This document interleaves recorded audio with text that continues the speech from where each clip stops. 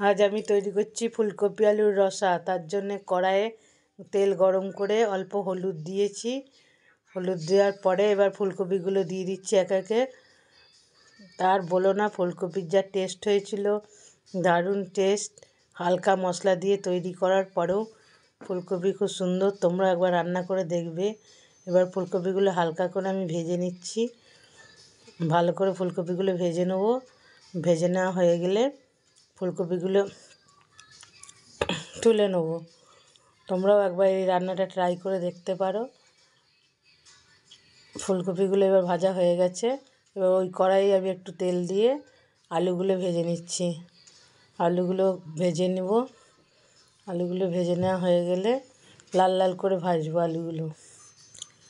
আলুগুলো ভেজে নিয়ে এবার তেজপাতা, লঙ্কা গুঁড়ো, ধনে, জিরে অল্প অল্প করে দিয়ে দিচ্ছি। এটা তো নিরামিষ রান্না।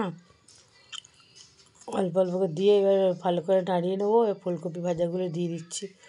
ফুলকপি ভাজাগুলো দিয়ে ভালো করে মিশিয়ে নেবো যাতে তলায় ধরে না যায়। গ্যাসটা আমি একটু কমিয়ে দিয়েছি।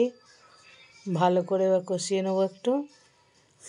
ভালো করে কষানো হয়ে গেলে এবার অল্প জল দিয়ে দেবো। একটু নুন দিয়ে দিচ্ছি। নুন দিয়ে পরিমাণ মতন, স্বাদ মতন একটু নুন দিয়ে জল দিয়ে দেবো একটু। তারপর আমার